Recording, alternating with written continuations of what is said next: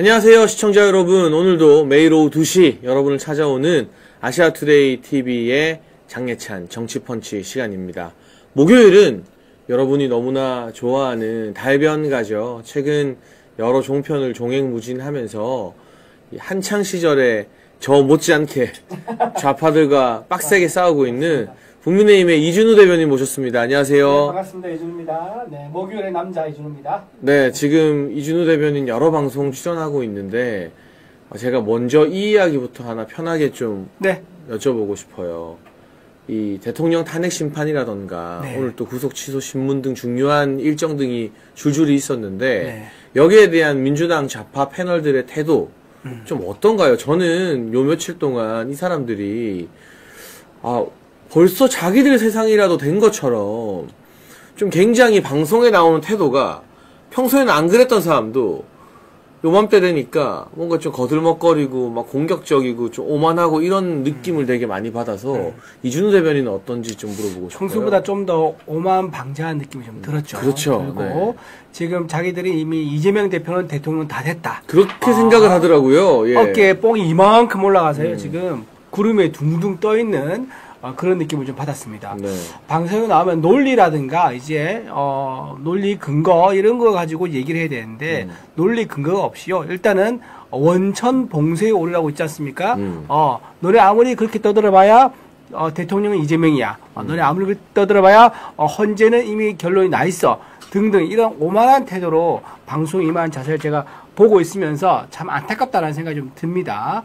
이재명 대표가 그러면 민주당 당원이라든가 또는 지도부라든가 패널이라도 정신을 차려야죠. 그렇게 들떠가지고 대통령 다 된 것 마냥 하다가 조만간 2심 선고가 나오면요 모든 게 다 와르르 한 번에 무너질 수가 있습니다. 국민의힘과 우파의 지지자들 또 날이 갈수록 지금 집회 규모도 커지고 있지 않습니까? 거리에 나오는 우리 우파 지지자들이 목소리를 내면서 민주당의 이런 오만함을 철퇴를 날릴 그런 모습을 더 자주 보게 될 것 같습니다.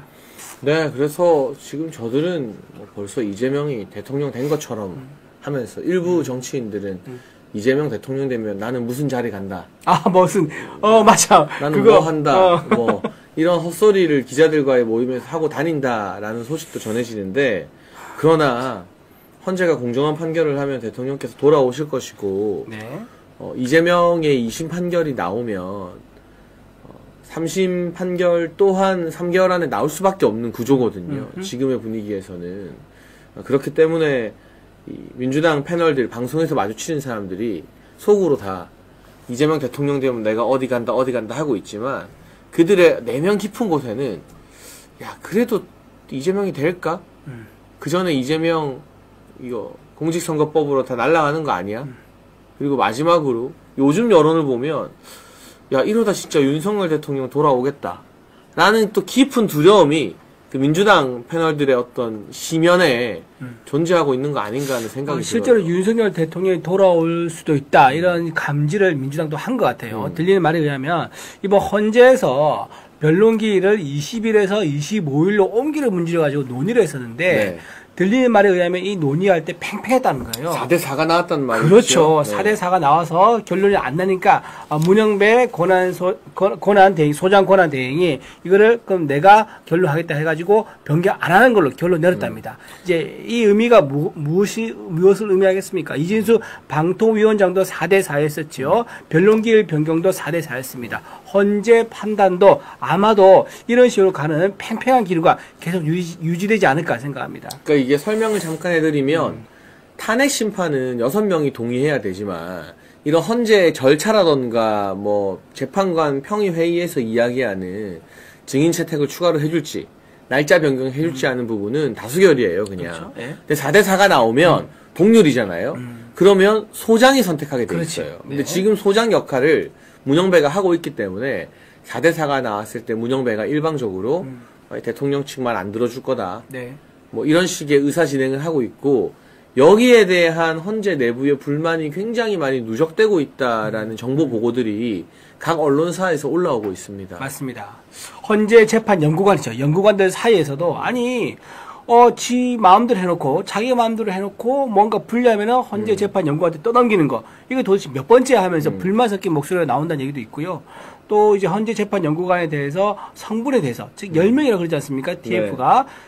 문영배, 아무도 묻지 않았는데 갑자기 대본 얘기를 문영배 재판관이 먼저 꺼냈습니다. 그러면서 대본, 즉, 이제 헌법재판연구관들이 답을 정해놓고 대본을 짜서 문영배 재판관한테 주면은 문 재판관은 거기에 맞춰서 하는 그림자 재판관 아니냐라는 의혹도 지금 본인이 만든 거예요. 그럼요. 아무도 몰랐었습니다. 그런 식으로 현재 재판관뿐만 아니라 헌재 재판연구관들조차도 평양성 문제가 계속 제기되고 있다. 그래서 결과가 과연 나왔을 경우 국민들 수용이 가능하겠느냐, 이 문제가 초미의 관심사가 되고 있습니다. 네, 그래서 여당인 국민의힘에서는요, 헌재가 꼭두각시 재판을 한다, 헌재 존폐 우려의 위기에 처해 있다라고 논평을 했고요. 그리고 윤상현 의원은 요새 참 열심히 잘 싸우고 있죠, 윤상현 의원이. 그렇죠. 헌재가 오늘은 또 어떤 대본을 갖고 재판 진행을 하려고 하는가, 이 TF의 실체를 밝혀야 한다라고 말했습니다. 그런데 사실 헌재 연구관들은 원래 늘 있었고, 그러니까 이 사람들이 대본을 써준다는 게 그냥 보좌관들이 국회의원들한테 국감에서 질문할 내용들 써주는 것 같은 기초 자료예요. 그런데 문영배가 자기 책임을 면피하려고, 자기가 불공정하게 재판하는 거, 그거를 이제 내 탓이 아니다, 이거는 연구관들 탓이다 라고 이야기하려고 갑자기 이걸 펄럭이면서 여기 대본이 있고 난 써준 대로 하는 거다라고 말했잖아요. 네. 이로 인해서 우리가 지금 그 연구관들 누구냐라고도 막 하고 있지만, 그 TF의 연구관들도 문영배한테 열이 엄청 받았대요. 아니, 어떻게 우리를 이렇게 방패막이로 내세워서 재판 불공정하게 자기가 다 진행시켜놓고 우리를 이렇게 소모품처럼 써먹고 버리느냐. 그래서 지금 헌재 내부에서 문영배에 대한 불만이 막 들끓는다고 하는데, 전 이게 영향을 미쳐서 4명의 재판관들이 문영배에게 동의하지 않고 계속해서 4대4 구도를 만들 수만 있다면 대통령께서 돌아오실 가능성이 훨씬 더 높아지는 게 아닌가 싶습니다. 문영배 재판관 관련해서 행배방 이제 사건이 있었었죠. 행범방. 행범방. 행배방이 아니라 행범방. 행범방 관련해서 헌재가 진짜 유례 없이 홍보관이, 홍보재판관이 거기에 입장을 내요. 공보관이 이야기했죠. 그렇죠. 네. 공보관이 얘기를 해요. 자, 이거는 문영배 재판관 본인이 고등학교 15기, 진주에 있는 대학고등학교인데 15기 그 단체 방에 있었던, 단체 이제 카페에서 있었던 커뮤니티에 있었던 내용인데 굉장히 개인적인 내용 아닙니까? 그걸 왜 공보관이 나서가지고 헌재의 무슨 공식 입장인 것처럼 얘기를 했느냐? 그 상황 자체를 만든 문영배 재판관이 잘못했다는 비판도 나왔어요. 그러니까 이렇게 본인이 불리하면은 다른 사람 입을 내세우는 거. 그러니까 헌법재판관 앞에 내세운다든가 또는 공무원을 앞에 내세워가지고 자기는 뒤로 빠지고 하는 게 계속 반복되고 있다. 문영배 재판관이 뭔가 자신있게 얼굴을 드러내놓고 말하는 건 별로 없다.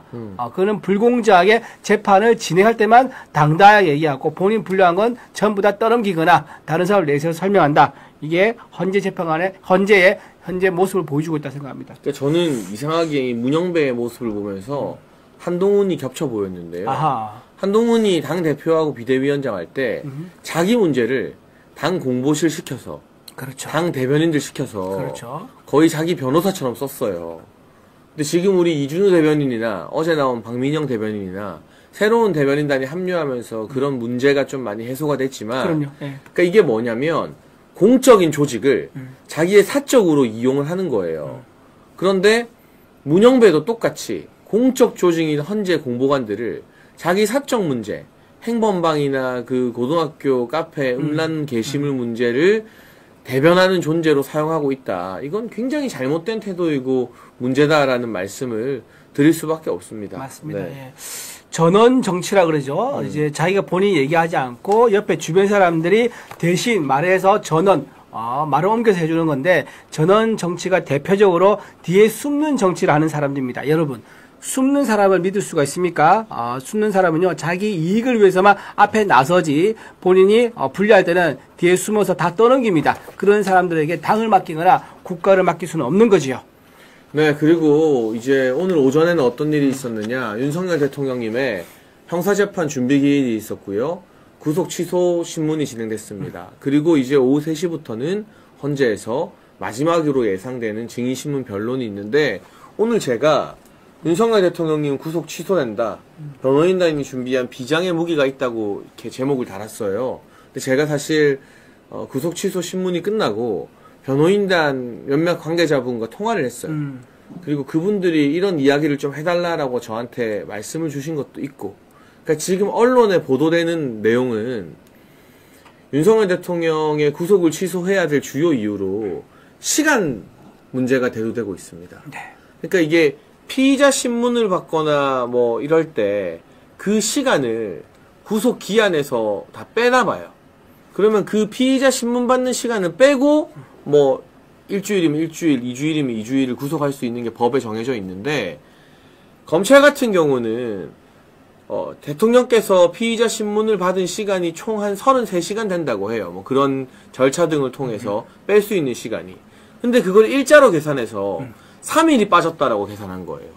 그런데 이렇게 수사기관과 피의자, 피고인의 입장이 다를 때는 우리 법이 피의자, 피고인에게 유리하도록 해석하게 되어 있거든요.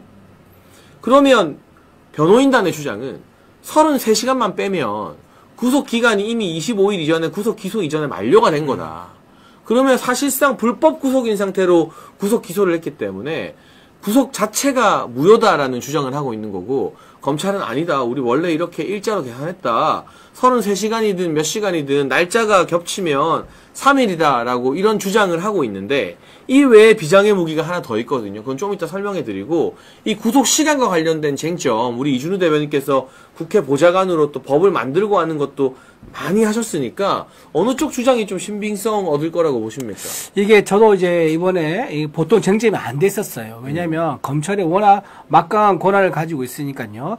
근데 검찰이 자기 편리하게 보통 날짜를 기준으로 잡았다고 합니다.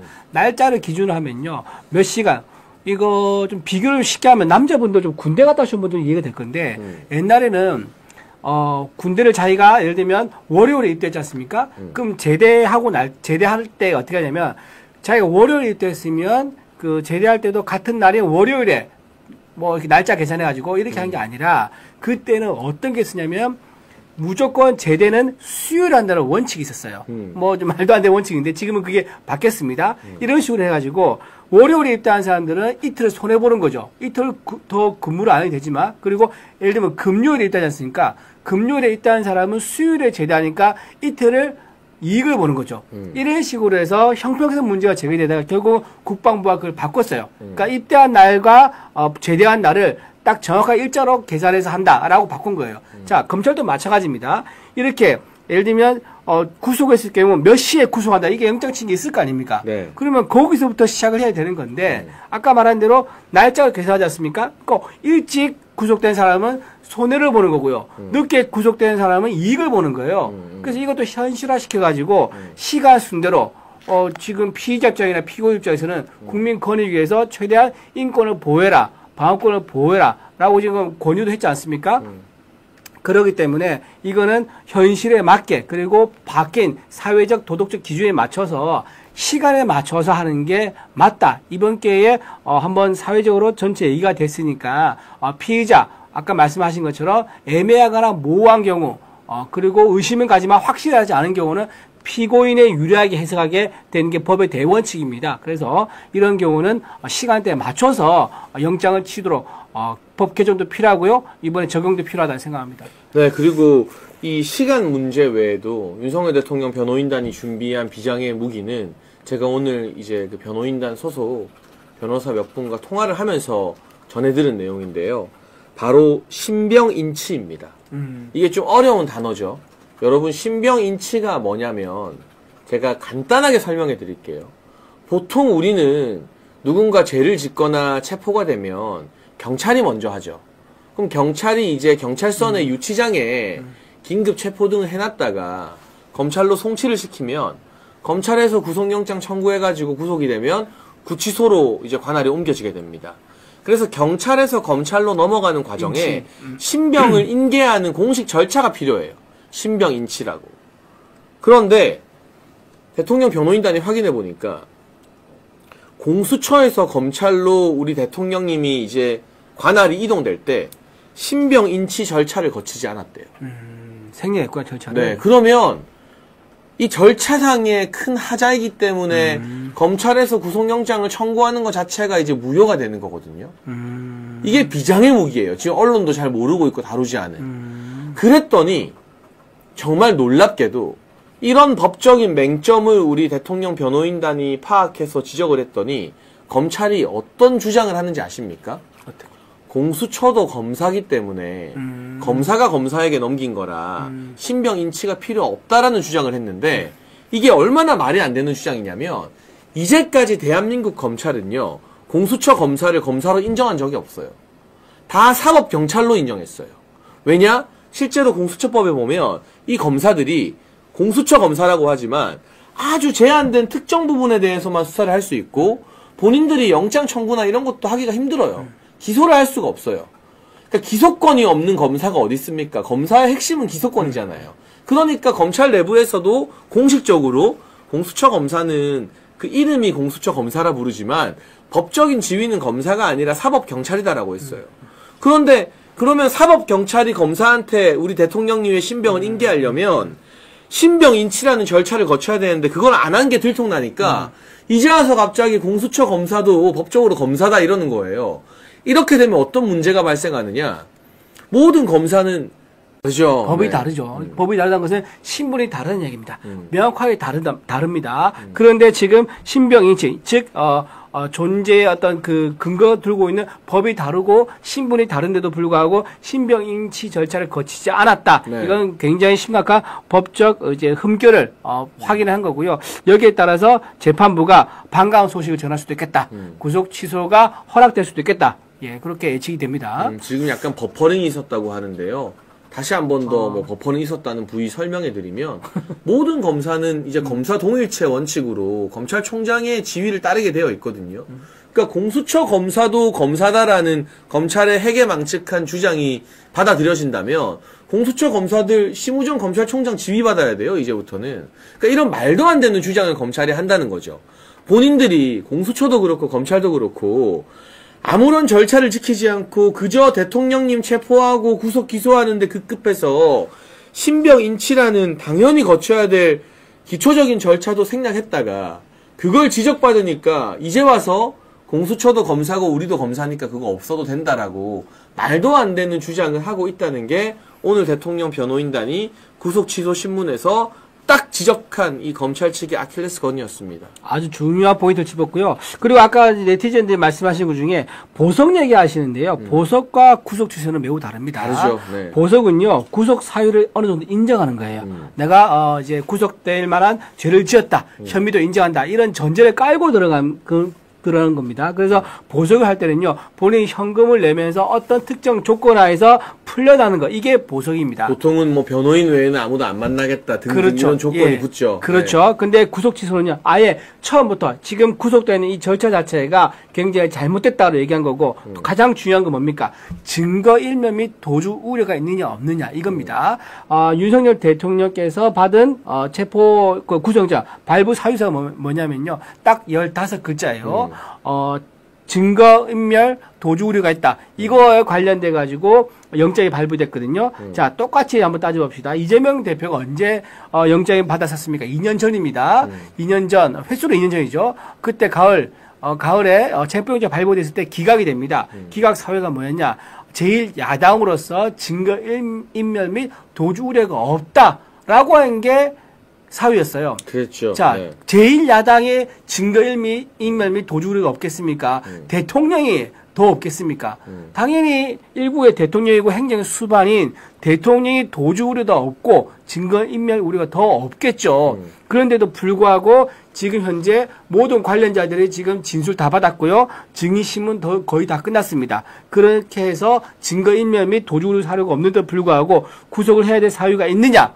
저는 재판부가 아주 엄중히 따져서 이재명 대표한테 적용됐던 기준과 똑같은 기준을 윤석열 대통령한테 적용이 된다 생각합니다. 네, 그래서 사실은 이재명에게 적용했던 기준을 똑같이 적용하면 영장 발부 자체가 안 되지. 말이 안 되는 일이었는데 그런데 지금 나오는 보도를 보면요.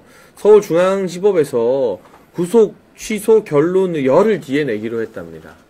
오늘 결론을 내지 않고 열흘 안에 검찰과 윤석열 대통령 변호인단의 추가적인 의견서를 받아서 결론을 내겠다라고 하니까 저는 열흘 좀 이해가 안 되는 게 이게 통상적으로요. 이거는 하루 내지 3일입니다. 그럼요. 네. 하루 내지 3일 내에 판단이 가능합니다. 복잡하지 않습니다.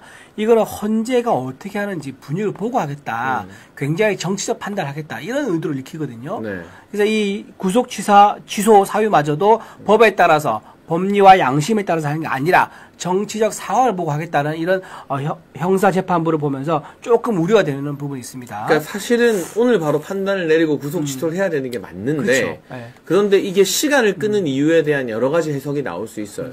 근데 예를 들어 여러분 그냥 아니요, 이거 지금 처음 걸린 상황인데 다시 일단 재연결하겠습니다. 죄송합니다. 방송이 꺼졌다가 다시 시작되는 거예요? 아니요, 지금 버퍼가 잠깐 불려가지고 좀 터졌습니다. 네네. 지금 여러분 버퍼링이 계속 심한가요? 제가 그냥 집중해서 계속 설명하고 있다가 버퍼링이 심하다라는 댓글이 달리는데 우리 아시아투데이가 계속 방송하면서 이런 일이 없었는데 네. 혹시 오늘 우리 둘이 방송한다고 어디서 공격이 들어오는 공격이 건가요? 들어오는 건가? 같은? 네. 네. 아니면 뭐 여러 생방송을 동시에 하다 보니까 이런 일일지 몰라도 일단 재연결을 하면서 네. 심했다고. 다시 괜찮은 모양이네. 진행이 된다고 합니다. 네. 다시 한번 설명을 드릴게요. 구속영장을 단순히 그냥 연장시키고 구속 취소를 기각시킬 마음이었다면 그냥 성의 없게 사유 없음 기각 끝나는 거예요. 실제로 윤석열 대통령에 대한 영장이 어떻게 나왔느냐 증거인멸의 우려가 있다 15자로 나와버렸거든요. 네. 그러니까 정말 말도 안 되는 판결인데 그런데 그동안 언론을 통해서 이 33시간이냐 3일이냐 이 문제는 판사도 많이 봐서 나름의 고민을 했을 텐데 이 신병 인치와 관련된 비장의 무기는 오늘 처음 들어봤을 거거든요. 그러니까 판사 입장에서도 법리적 검토와 고민을 할 필요가 있다. 그리고 저는 이걸 좀 빠르게 오늘 결론을 냈으면 좋겠지만 어쨌든 계속 시간을 가져가는 것 자체가 단순히 그냥 구속 취소를 기각시킬 목적이었다면 이렇게 시간 끄는 게 또 판사 입장에서도 부담일 텐데. 그렇죠. 예. 여러 가지 어쨌든 구속 취소까지도 염두에 두고 고려를 하는 거 아닌가 하는 생각은 들어요. 네. 근데 하지만 열흘 이내에 이제 결정을 내린다고 했기 때문에 열흘 딱 맞춘다는 게 아니거든요. 열흘 이내에 결정 내린다 그러니까 법리적으로 양심에 따라서 판단을 좀 신속히 내리면 좋겠다. 오늘이 목요일이잖아요. 네. 다음 주 월요일 늦어도 내일이면 제일 좋고 아니면 주말은 이제 안 되니까요. 넘어가면 다음 주 월요일이라도 좀 판단을 내려주면 좋겠다. 그런 개인적인 바람을 좀 말씀드려 봅니다. 네. 저 뭐 이런 이게 시간이 늦어진다고 해서 다들 좀 힘이 빠지는 분위기가 있는데 저희라고 왜 그렇지 않겠습니까? 다만 오늘 변호인단이 그동안 공개되지 않았던 최초의 논리 이 신병 인치 절차가 생략되었다라는 데 대해서 검찰 측이 말도 안 되는 궤변 공수처 검사도 검사다. 이제까지는 검사 아니라 했었거든요. 사법경찰이라고 했었거든요. 그런 논리들이 나오면서 아마 재판부의 고심을 상당히 깊게 만든 것은 아닌가. 그 부분이 과연 언론에서 좀 더 기사가 많이 나야 될 것 같고요. 우리 아시아투데이에서도 아마도 이 신병 인치와 관련된 변호인단의 주장을 기사화시키지 않을까 싶은데 그런 부분들이 여론을 더 만들어 간다면 열흘 지나기 전에 대통령님이 다시 우리 곁으로 돌아오는 그런 결과도 있지 않을까 싶습니다. 이번 주말 집회에서도 이걸 좀 집중적으로 좀 얘기하면 좋겠어요.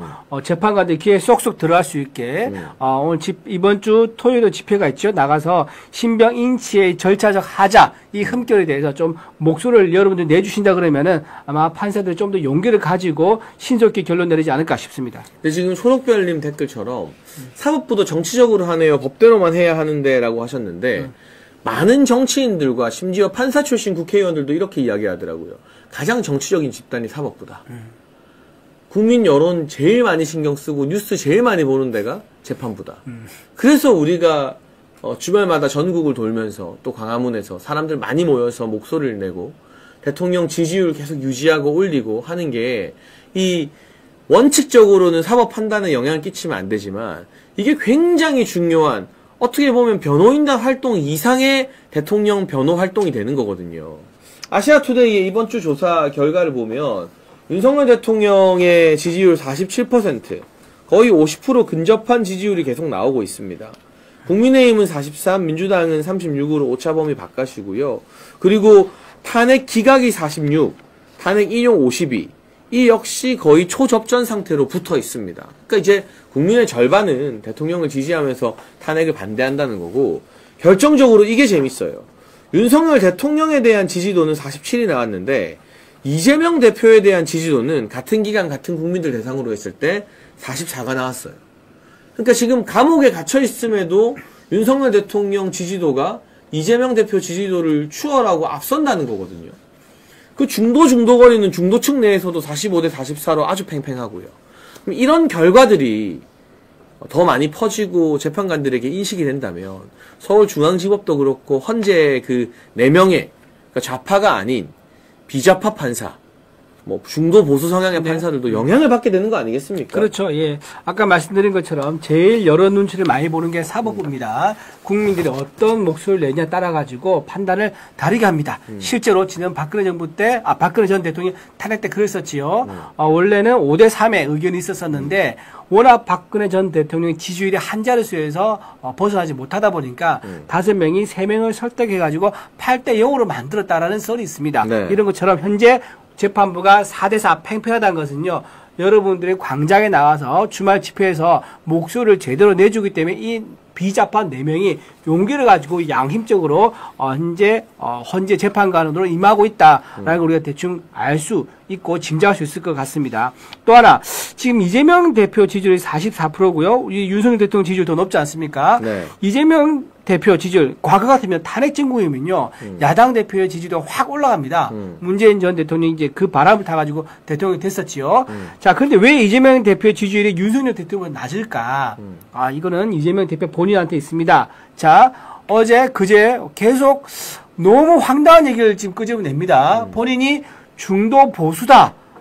원래 민주당이 갑자기 중도에다가 보수다라는 식으로 얘기를 끄집어냈습니다. 그것 때문에 민주당도 지들끼리 난리가 났어요. 그같이 난리가 났어요. 우리가 무슨 중도 보수냐. 우리 진보 정당인데 왜 보수라고 하냐 하면서 막 김경수도 들고 일어나고 막 난리가 났어요. 드러났죠. 네. 더 이제 웃겼던 게 진성호 의원인가요? 네. 진성준. 진성준 의원, 진성준 의원도 거기에 또 맞장구 쳐요. 본인이 금투세 폐지 안 된다. 금투세, 강력히 주장했던 분인데, 이재명 대표를 맞서가지고 그랬는데 이번에 대해서는 이재명 대표 편을 들어가지고 맞다 우리는 중도다 그리고 심지어 보수다라는 얘기까지 나왔습니다. 자, 저는요 이재명 대표의 또 본색이 또 드러났다. 자, 검사 사칭했었죠.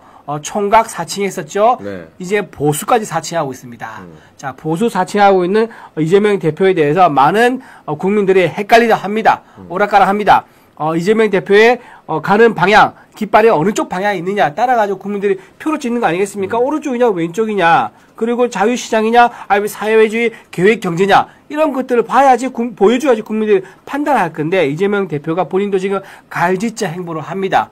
대통령이 되고 싶고 지지율을 안 오르고 하다 보니까 중도의 표심을 잡기 위해서 이렇게 중도 보수라는 회개한 궤변을 드러놓는 이 모습에 대해서 많은 국민들이 분노를 자아내고 있다. 그런 말씀드립니다. 그런데 이게 이재명 같은 극좌파가 갑자기나 중도 보수를 한다고 해서 우리 국민들이 그걸 믿지는 않아요. 그렇잖아요. 네. 그러면서 정작 반도체법 통과시킬 때는 합의해 줄 것처럼 했던 52시간 예외 다 빼버리고. 뒤통수 쳤죠? 그리고 뭐 상속세를 완화하겠다라고 했는데 알고 보니까 이재명이 하자는 대로 상속세를 완화하면 이재명의 성남 아파트 한 27억 한대요, 시세가. 그거 상속세가 딱 0원이 된대요. 그런가요? 그러니까 정말 자기 재산 물려주기 맞춤형 상속세 완화 아니냐라는 비판도 언론에서 제기되고 있더라고요.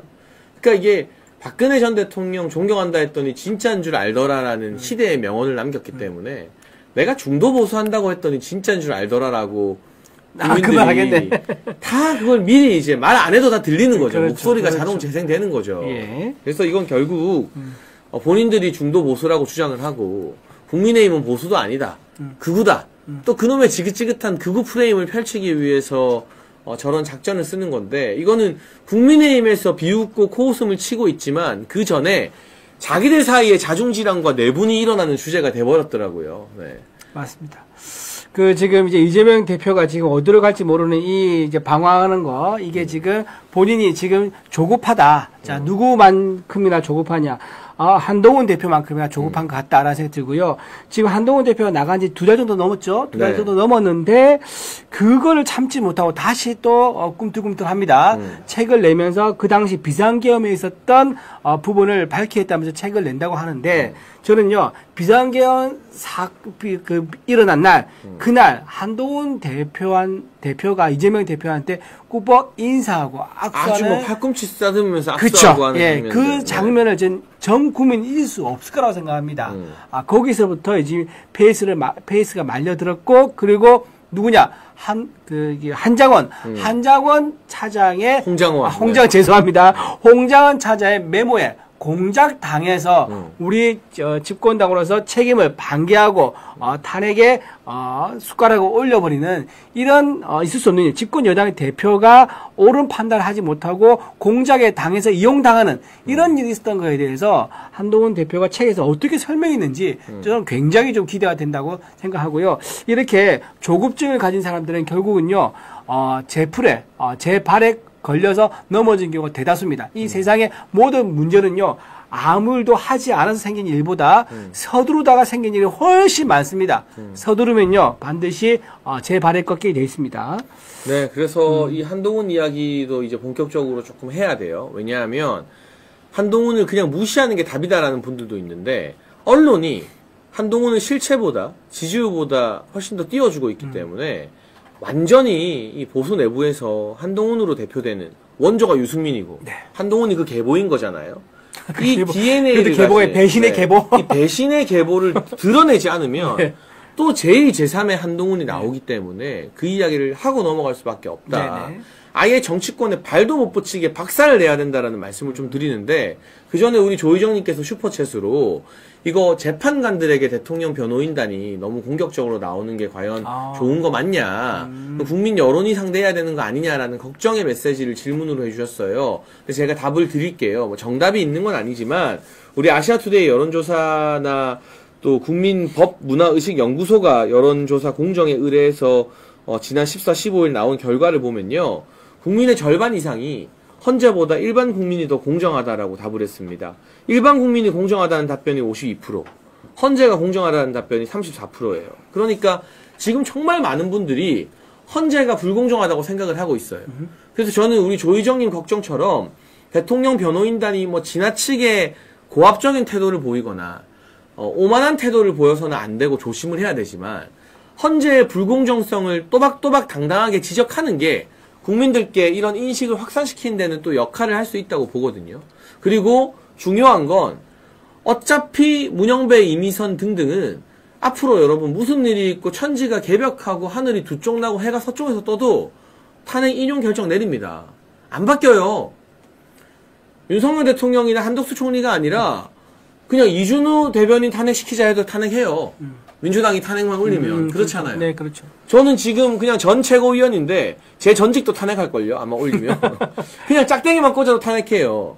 그러니까 이 변호인단이 그 문영배의 불공정성과 항의하고 싸우고 하는 게 문영배 보라고 하는 게 아니라 그 옆에 있는 정영식, 김영도, 조한창, 김복형 보라고 하는 거예요. 이렇게까지 불공정한데 그냥 보고만 있을 겁니까? 이거 아니지 않아요? 그렇기 때문에 저는 약간의 절제하는 태도는 필요하지만 그래도 지금 변호인단이 헌재의 불공정성에 대해서 맞서고 지적하고 한 덕분에 이런 여론이 많이 올라온 것이다. 그래서 걱정하시는 마음은 알겠지만 아직까지는 대통령 변호인단이 왜냐하면 헌재가 판단을 너무 의사 진행을 불공정하게 해도 너무 심하게 하니까 좀 더 당당하게 맞서도 될 것 같다라는 말씀을 드리고 싶네요. 그 말 동의하는데요. 거기 헌재에서 이제 재판관들이 이제 불공정하게 재판 이끌 때 그거를 거기서 점잖게 또 엄숙한 자리라고 해가지고 무기력하게 끌려가야만 되느냐 아니거든요. 거기서는요 역할이 다 있습니다. 헌재에는 불공정을 이끄는 재판관에 대해서 강력히 항의하는 역할을 맡은 변호인단이 있는 거예요. 그리고 또 침착하게 차분하게 위험 있게 또 말하는 변호인단이 있는 거죠. 이렇게 역할이 있는 거. 그러니까 국합, 패드캅 이런 역할이 어디가나 있는 것처럼 그런 역할이 좀 있었던 것뿐이고 또 하나 헌재에 쓴 재판관 중에 아까 말씀하신 것처럼 답을 정해놓은 재판관들은 어떤 식으로 하든 간에 맞아요. 답이 네. 바뀌지가 않습니다. 점잖게 하든 논리를 갖다 대든 증거를 갖다 대도 답이 안 바뀝니다. 그렇기 때문에요. 그렇게 불공정했을 때 세게 강하게 어필할 필요가 있는 거고요. 또 하나 마지막 말씀드리면 가는 말이 험해야 오는 말이 곱다. 뭐 이런 건 아닙니다. 아니지만은 이런 건 아니지만은 우리 헌재 변호인단에서 대통령을 지키는 사람들 아니겠습니까? 대통령을 지키는 사람들만큼 굉장히 단단한 모습 이러고 이렇게 또 기세가 당당한 모습, 살아있는 모습을 또 보여줘야지 대통령을 지지하는 이제 국민들도 힘이 날 거다. 그런 차원에 좀 이해해 주시면 고맙겠습니다. 네, 그리고 그 국합 역할을 이번 재판에서는 당사자이고 어떻게 보면 장본인인 윤석열 대통령께서 하시더라고요. 지난주 변론에서 말렸죠. 김계리 변호사가 문영배한테 막 따지니까 아니 그 법적 근거가 뭐냐. 대통령께서 증인한테 직접 신문을 못하게 하는 문영배가 말을 못해요. 왜냐 법적 근거가 없거든요. 없어요. 맞아요. 그냥 재판관 평의에서 자기들끼리 결정했다라고만 하는데 자기 마음이지. 그 결정한 법적 근거가 뭐냐. 법적인 근거가 없으면 할 수 있어야 되는 거거든요. 근데 그걸 계속 따지니까 됐어. 대통령께서 괜찮아. 됐어. 이렇게 이제 말리는. 그래서 오히려 40대 젊은 변호사가 세게 나가고 대통령님이 또 이걸 말리면서 재판관들의 권위를 존중해주는 모습. 이게 어떻게 보면 이번 재판에서는 왜냐하면 장본인이고 당사자가 대통령님이시니 그런 모습들이 오히려 나름의 전략적 분배가 아닌가, 배분이 아닌가 싶은 생각도 좀 너무 들었습니다. 걱정 안 하셔도 될 것 같아요. 네, 우리 네. 변호인도 열심히 하고 있습니다. 네, 아직까지는 괜찮은 것 같다라는 네네. 말씀을 드리고요. 한동훈 이야기로 다시 한번 넘어가 네. 보죠. 이자가 책을 낸다고 바람을 피우더니 바람을 슬슬슬 풀고 다니더니 예. 이제는 그 책 내용을 하나둘 언론의 단독 보도로 풀고 있어요. 보도 나왔습니까? 네, 그래서 오늘 보니까 자기가 계엄 때 여권 고위 관계자로부터 전화 받았는데 진짜 사살당한다고. 핸드폰 끄고 가족들과 함께 은신처로 피해라는 전화를 받았다. 이런 내용을 단독으로 하나 풀더라고요. 이게 결국 뭐 사살설이니 뭐 사살조니 체포니 구금이니 하는 것들이 헌재에서 다 사실이 아니라고 드러나고 있잖아요. 그런데 그래서 지금 대통령 탄핵 반대 가능성이 높아지고 기각 가능성이 높아지니까 다시 대통령한테 불리한 이슈로 기름을 끼얹고 있는 거예요, 이거. 너무나 악의적이에요. 참 황당합니다. 그 여권 고위 관계자가 누구겠습니까? 헌재에 드러났지 않습니까? 네. 바로 홍장원 차장입니다. 홍장원이 언제부터 여권이었는지 참. 그러니까 그때는 여권이었죠. 그때는 여권이었죠. 그때 여권 고위 관계자. 왜 정부에서 일하고 있으니까 여권 고위 관계를 할 수 있는 거죠. 홍장원 차장이 누군가한테 흘렸답니다. 누구한테 흘렸는가 그것도 썰이 여러 가지가 있습니다. 뭐 마포고 선후배인 김종혁 전 김종혁도 최고위원이라는 있고 썰이 있죠. 또 이제 장인어른이라는 얘기도 있고 뭐 여러 가지 썰이 있습니다. 어쨌든 그런 식으로 루트를 거쳐서 왔는데 그 루트를 확인을 해볼 필요가 있는데 그 루트를 밝히지 않습니다. 어쨌든 최초 시발점은 홍장원 차장의 메모인데 이 메모가 좀 조작됐다는 의혹이 있는 거 아니겠어요? 그럼요, 네. 박선원 의원의 필체와 매우 유사하다. 그래서 필적 감정 조회를 해달라고 헌재에 요구하고 있는데 헌재가 그걸 받아주지 않습니다. 그리고 그 메모를 썼다는 그 날 시간과 장소. 증언에서 가장 중요한 것은 시간과 장소입니다. 계속 말이 바뀌어요. 그렇지. 시간과 장소가 가장 중요한데 이게 일관되게 바뀌고 일관되게 탄핵되고 있습니다. 그 시간에 아니었고 그 장소가 아니었는 게 CCTV에 나오니까 어제였나요? 채널에 나가가지고 또 실토를 해요. CCTV에 나온 것처럼 나온 대로 얘기를 합니다. 그러면서 나는 그때 생각해 보니까는 공간 앞 공터가 아니라 집무실에서 서서 재빨리 흘렸었다. 이런 식으로 말을 또 바꿉니다. 자, 그랬었고, 또 박선원이 뭐라고 했습니까? 그 메모에 대해서 12월 12일 날 유튜브에 나가서 이렇게 얘기했습니다. 그 메모가 유일한 내란 물증이라고 얘기했습니다. 그 유일한 내란 물증이 어떻게 됐습니까? 본인은 이렇게 얘기했습니다. 설명을. 그 옆에 있던 보좌관이 수학이 넘어서 흘러나오는 여인형 방첩사령관의 목소리를 듣고 받아 쓴 거라고 한 거예요. 근데 그건 완전 허구죠. 그럼요. 처음부터 이제 한 차장이죠. 한 장훈인가요? 홍장원 차장이 처음부터 하도 등장이 많으니까 죄송합니다. 홍장원 차장이 흘렸었고, 그거를 옆에 있는 보좌관한테 정서를 하라 해가지고 쓰다 보니까 그게 4가지가 만들어졌다. 4가지 버전이, 왜 4가지 버전이 있겠습니까? 4가지 버전 만들 이유는요, 어느 게 가장 설득력이 있는 증거가 될 것인가, 그거를 보기 위해서 4가지 버전이나 만든 거예요. 그렇게 해서 지금 주장하고 있는데, 이거를 가지고 한동훈 대표가 나를 체포하려고 했다는, 여권 고위 관계자의, 제보가 있었다? 아, 과연 그 제보가 정말 제보인 건지, 아니면 제보 공작에 당한 건지, 그거는 진짜, 본인 스스로 가슴에 손을 얹고 냉정하게 판단해야 된다는 말씀드립니다. 그러니까 이게, 저는 김종혁 전 최고를 통해서 홍장원의 메시지가 한동훈한테 전달됐다고 봐요. 왜냐하면, 모 라디오 인터뷰에서 진행자가 그걸 물어봤어요, 김종혁한테. 언론이었는지. 그게 본질이 아니다 그랬죠. 근데 대답 안 하겠다. 본질이 아니라서. 그런데 여러분, 당원 게시판 때도요, 우리 가족이 안 했다라는 말을 안 했잖아요. 그렇죠. 본질이 아니라. 본질이 아니다 그랬지. 여러분, 정치인이요, 예, 아니요로 대답 못 하는 거는 다 맞다는 뜻이에요. 맞다는 뜻이에요. 여의도 문법입니다. 이게, 홍장원을 통한 이 한동훈의 이 탄핵몰이가 일종의 마포고 게이트예요. 마포고등학교 선후배인 홍장원, 김종혁이 말도 안 되는 한동훈 체포 사살 소식을 전해주면서 한동훈이 눈이 뒤집혀가지고 대통령 직무정지 이야기하고 결국 대통령 탄핵과 내란 자백이다라는 발언까지 끄집어내서 하게 만든 거잖아요.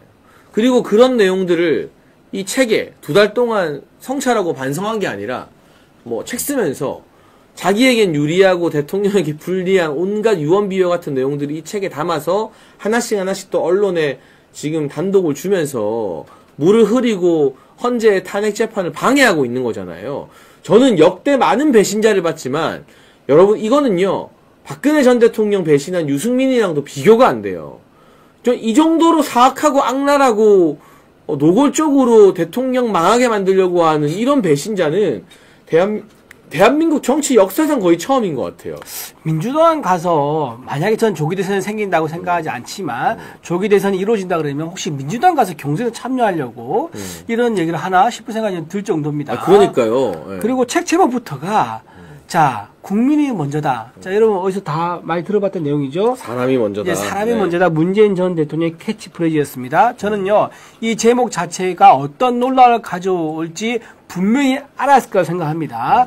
본인이 그걸 모르고 있다 그러면 굉장히 무능한 거죠. 자, 이게요, 문재인 정부의 정신을 계승하겠다.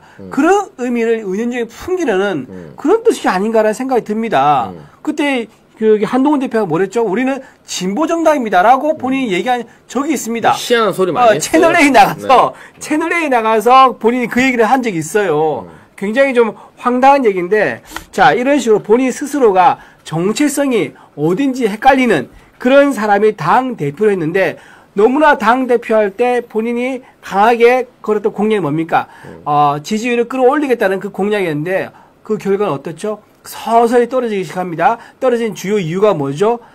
정부와의 갈등, 그리고 이재명 대표와 똑같은 목소리, 똑같은 방향으로 칼을 대고 있으니까 당내 분열을 보기 싫은 우리 우파 지지자들이 등을 돌리기 시작한 거 아니겠습니까? 그러면서 지지율이 20%대까지 떨어졌습니다.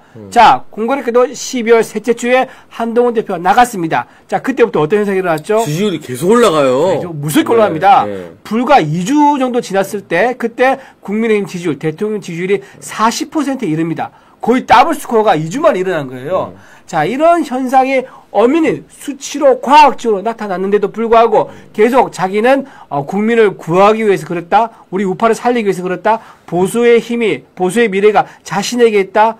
어떻게 그런 유체이탈 화법을 쓸 수가 있습니까? 정말 저는 이번에 책 내는 거에 대해서 너무 너무너무 놀랐고 너무너무 분노가 이제 솟아나서 참 제 말을 잇기도 어렵다 말씀드립니다. 미영키님이 슈퍼챗 보내주셨는데요. 당원 99%는 한가발 끔찍히함.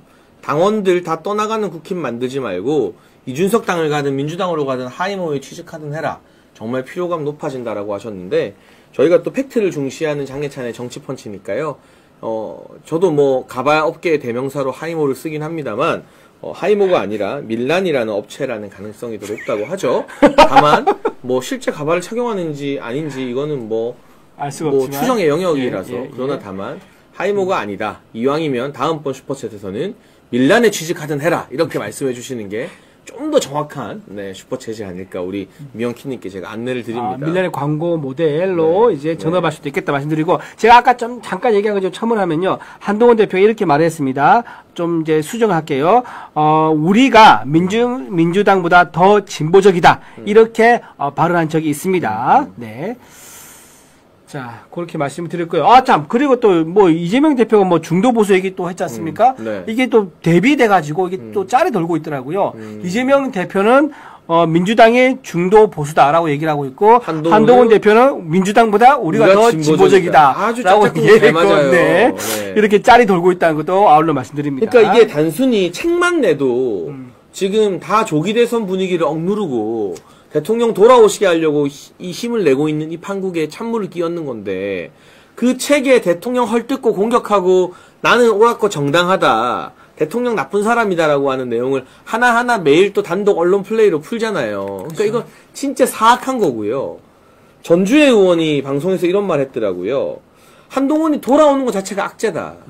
왜냐하면 한동훈이 있을 때는 당내 갈등이 너무 많았다. 친윤 친한. 그렇죠. 지지율이 안 올랐다. 그렇죠. 한동훈 나가니까 당내 개파 갈등 사라지지 않았냐. 당원들이 제일 많이 하는 말이 제발 좀 싸우지 마라인데 한동훈이 돌아오면 또 친한계가 설친다.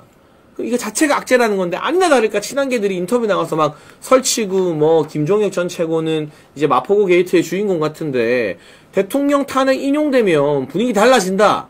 이런 이야기를 라디오에서 했더라고요. 이건 뭐냐? 대통령 탄핵 인용되기를 바란다는 거잖아요, 사실은. 그렇죠. 네. 자, 탄핵의 가장 이제 핵심적인 트리거라고 할 수 있는 거는요. 민주당은 야당이니까 그럴 수 있어요. 그럴 수 있는데 만약에 한동훈 대표가 그 당시에 이탈하지 않았으면 어땠을까? 못합니다. 못하는데 한동훈 대표가 자기 개파 소수를 몇 명을 설득한 거 아니겠습니까? 네. 탄핵해야 돼, 동참해야 된다고. 그래서 이탈표를 만들어가지고 이 지경에 이르렀습니다. 그렇다면 원래 야당이 그렇다 치고 그러면 탄핵의 이 원인 누굽니까? 한동훈이죠. 한동훈 대표죠. 네. 한동훈 대표죠. 여러분 아마 우리 국민힘 우파 진영에서 이걸 아마 잊지 않을 거라 생각을 하고요. 저는요 한동훈 대표가 곧 활동을 이제 시작한다 그러면은 저는 아마도 다시 당원 게시판 문제가 소환되지 않을까 그럼 당연히 생각합니다. 불거지죠. 네. 네. 왜냐하면 그때 마무리가 안 됐습니다. 당원 게시판 문제가 굉장히 실체 규명에 대해서 실체에 접근했지만 그때 계엄이 터지면서 흐지부지 됐거든요. 근데 지금 당의 그 윤리위에 이 문제가 넘어가 있습니다. 안건으로 살아 있습니다. 살아있기 때문에 당원 게시판 관련해서 윤리위에서 조사, 직권 조사를 한다든지 또는 윤리위에서 해당 행위라고 판단을 하면요. 출당조차 가능합니다. 자, 그런 것들이 살아있다는 거 말씀드리고, 당원 게시판 논란, 한동훈 대표가 복귀함으로 인해서 다시 소환될 상황이다. 말씀드립니다. 그러니까 제가 알고 있는 첩보로는, 이것도 100% 팩트는 아닙니다만, 첩보니까, 12월 둘째 주 안으로 경찰이 국민의힘 서버를 압수수색할 준비를 하고 있었대요. 당원 게시판 관련된 고발 파악하려고. 이거 엄청 간단하거든요. 그렇죠. 그리고 그 서버가 국민의힘 당사에 있는 것도 아니에요. 그러니까 당사에는 이제 수사기관 들어오는 걸 다들 꺼려하니까 막 막고 이러잖아요. 근데 이 서버는 가산 디지털 단지에 있어요. 그렇죠. 가산 디지털 단지에 있는 외주 업체 사무실에 있거든요. 그러니까 경찰이 들어가는데 아무런 부담이 없어요. 그리고 이거를 지우거나 날리면 그 사람들 다 깜빵 가요. 맞아요. 증거인멸로. 그래서 그대로 보존돼 있어요. 그리고 이건 지금 지도부나 국장급 이상 당직자들은 다 압니다. 이거를. 아는데 봤다고 안다고 공식적으로 말을 못할 뿐. 네. 근데 이거 이제 비상계엄 터지면서 경찰의 수사도 흐지부지 되고 했는데 수사라는 건요. 종결 전에 얼마든지 다시 살아나는 거거든요. 그럼요. 예. 저는 이거는 이제 만약에 한동훈이 다시 나오고 활동한다고 하면 수사의 영역으로든 아니면 당 지도부의 당무감사든 한 번은 털고 넘어갈 수밖에 없다. 그렇죠. 그리고 오늘 권영세 비대위원장이 탄핵 반대 당협위원장 협회와 저녁을 먹는데요. 방금 SBS 단독 보도가 나왔는데 이렇게 탄핵 반대를 주장하는 위원장들과 만나는 건 처음이라고 하거든요. 서울의 김선동 위원장, 아마 우리 성북의 이상규 위원장도 포함되어 있을 것 같은데 한 10명 정도 만난다고 하거든요. 그럼 여기서 이분들이 이 탄핵 반대의 진정성에 대한 이야기를 권영세 비대위원장에게 강하게 전달할 거고, 그리고 당원 게시판에 대한 이야기나 한동훈에 대한 이야기도 많이 나오지 않을까. 왜냐하면 탄핵 반대 위원장들은 한동훈 이야기를 할 수밖에 없는 게, 그 사람들이 이 추운데 나가서 밤새고 한남동에서 저랑도 2차 집행할 때 밤새고 했지만, 그 고생을 하게 만든 장본인이 한동훈이니까 한동훈 이야기를 권영세 비대위원장한테 안 할 수가 없는 거예요. 아니, 비대위원장이 뭐 합니까? 이것도 하나 안 밝히고 단계 게시판 빨리 털고 갑시다라는 이야기를 아마 하지 않을까요?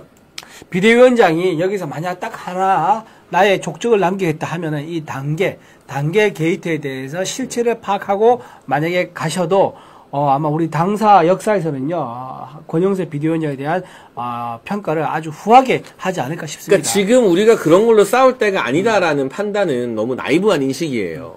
그게 매듭이 안 지어지니까 뻔히 가족들이 쓴 게 맞는데도 이제 친한계에서 그거 아니다라고 하면서 싸우는 거잖아요. 확실하게 진상 규명을 해야 싸울 일이 없어져요.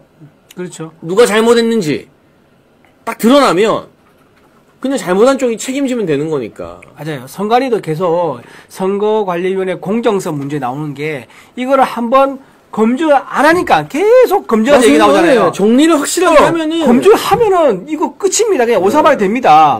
안 하고 있으니까 계속 왜 안 하느냐, 의혹이 있는데 그걸 누가 덮고 있느냐, 막고 있느냐라고 얘기 나오는 거예요. 마찬가지입니다. 단계 이 게이트 관련된 것도 당에서 그냥 넘어갈 수가 없습니다. 워낙 많은 당원들이 분노를 하고 있는 거예요. 어떻게 당 대표가 가족이나 지인을 동원해가지고 해당 행위를 할 수 있냐, 대통령을 공격할 수 있느냐, 자기를 띄우는 그런 언론 플레이할 수 있느냐, 여론 조작할 수 있느냐라는 근원적인 의문을 가지기 때문에 이거를 그냥 덮어두고 갈 수는 없다. 반드시 만약에 한동훈 대표가 이번에 돌아온다 그러면은 이 문제를 꼭 짚고 넘어가야 한다. 여기에 대한 답변을 먼저 들어야 한다. 말씀드립니다. 네, 오늘도 우리 국민대변인 이준우 대변인님과 1시간 쭉 이야기했는데요. 또 넷그로스님이 방금 슈퍼챗으로 한동훈은 염치도 진보적이네. 우파가 가질 수 없는 사이코 기질을 보는 것 같다. 아니, 이게 한동훈의 모든 게 문재인과 조국을 벤치마킹하는 거예요. 정말로. 외모 집착하면서 외모로 그렇죠. 팬덤 만들려고 하는 그렇죠. 것도. 근데 문재인이나 조국은 진짜로 잘생기기라도 했지. 좌파들이고 싫어하지만. 그런 것도 그렇고 팬덤 만들고. 그리고 문재인 조국 이분들은 뭐 보형물 쓰가 그러지 않았어요. 그렇죠. 네, 그렇죠. 굳이 키높이 구두라든가 또는 가슴에 무슨 보형물 넣는다든가 이런 것도 굳이 하진 않았었는데. 그러니까 그 사람들이 외모 어필을 안 했는데 그러니까 젊을 때부터 잘생겨서 그 사람들은 외모 어필이 된 거고. 근데 어떻게 보면 한편으로 얘기하면 거꾸로 뒤집어 얘기하면 어떤 자기 어떤 그 열등감도 좀 컴플렉스죠. 컴플렉스도 많은 것 같아. 또 한편으로는. 컴플렉스죠. 그러니까 그리고 기본적으로 한동훈은 정치인이 되고 싶은 게 아니라 연예인이 되고 싶은 셀럽이 되고 싶은 거예요. 그냥 셀럽. 어디 가면 사람들이 막 환호해주고 사진 찍자 해주고 막 카메라 오고 사인해달라 하고 이게 너무 즐겁고 행복한 거예요. 그러니까 모든 초점이 총선 유세 때도 보면 정책과 내용은 맹탕이라는 게 다 드러났잖아요. 그렇죠. 한동훈표 정책이 뭐가 있어요? 그렇죠. 먹힐만한 게 하나도 없었잖아요. 교육 간담회 갔다가 교육에 대해서 아무것도 몰라서 거기 있는 학부모들한테 박살난 뒤로는 그런 정책 간담회를 안 한다잖아요. 경제 관련된 간담회도 안 나가고. 근데 그냥 셀카 찍으러 다니잖아요. 그러니까 이 연예인이 하고 싶은 거예요. 연예인이. 정치가 아닌 거죠. 정치인이 아직 안 된 거죠. 네. 참 보수 우파가 이제 대한민국 자유와 시장 그리고 민주주의를 위해서 이렇게 이제 지키고 그다음에 한반도의 안보를 위해서 한미일 동맹을 강화하면서 대한민국 미래로 나아가야 되는데 그런 것보다는 그 아주 소중한 자리를 자기의 유명세를 알리거나 또 즐기는 자리로 이용한다. 이거는 있어서 안 되는 일이다. 두 번 다시 그런 당 대표는 또 나와서는 안 되겠다. 라는 생각합니다.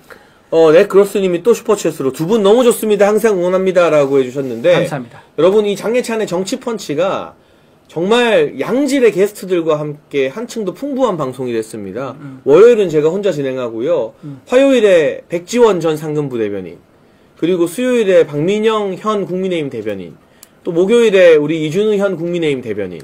그러니까 국민의힘의 전현직 대변인단 중에서 제일 참신하고 전투력 강한 분들이 나오는 방송이 바로 오후 2시 장례찬의 정치펀치이기 때문에 좋아요 여러분 많이 눌러주시고 구독 그리고 많은 홍보와 댓글로 미영키님 감사합니다. 네, 양질의 방송 함께 해주세요. 네, 이준우님 진짜 너무 멋져라고 해주셨네요. 네. 또 그래서 저랑은 개인적으로 부산에 바로 옆 동네 선배님이시기도 한데 맞아요. 우리는 그 동네 선후배라해서 홍장원, 김종혁처럼 마포고 스캔들 이런 거 아, 그런 거 없습니다. 우리는 뭐 그런 이상한 소식 좌파들과 내통하고 그러지 않잖아요. 그렇죠. 네. 아무튼 저는 당 차원에서 한동훈에게 누가 홍장원의 메시지를 어떻게 전달했는가.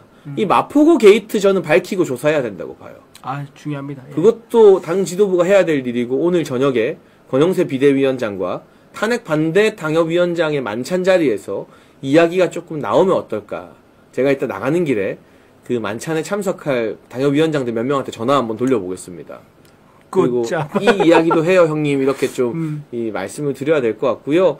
여러분, 그리고 3월 1일이 정말 중요합니다. 지금 평일에도 또 주말마다 전국 각지에서 대통령 탄핵 반대 집회가 열리는데 3월 1일 서울에서 모인다고 하잖아요. 정말 많은 분들이 3.1절 대통령 탄핵 반대 자유 대한민국을 지키겠다는 의지, 목소리를 내주시면 좋겠고 그 현장에는 아시아투데이도 당연히 늘 함께 하겠습니다. 그리고 저희 아시아투데이와 함께 해주시는 이 알부민, 새롭게 리뉴얼된 알부민 2090 울트라맥스 마지막으로 소개해드릴게요. 간에서 만들어지는 혈관 단백질 성분이 알부민에 다른 많은 아르기닌을 비롯한 여러가지 건강 식품을 첨가했습니다. 간과 심장 컨디션 개선, 피로 회복과 신체 기능 강화에 도움이 됩니다. 아투TV 구독자분들을 위한 2+1 한정 특가도 준비되어 있으니까요. 아래 전화번호로 지금 전화하셔서 주문해 드시고 튼튼하고 건강하게 이 겨울을 함께 잘 이겨내시죠. 네. 저는 이 알부민 광고를 마지막으로 이준우 대변인과 함께하는 방송 마치고요. 다음 주에는 네, 제가 조금 정해진 지역 일정 등이 있습니다. 그래서 월화 방송은 쉬고요. 수요일 날 박민영 국민의힘 대변인과 함께 오후 2시에 여러분 찾아뵙도록 하겠습니다. 여러분 그럼 다음 주에 뵙고요. 시청해주신 모든 분들 진심으로 감사드립니다. 감사합니다. 네, 고맙습니다.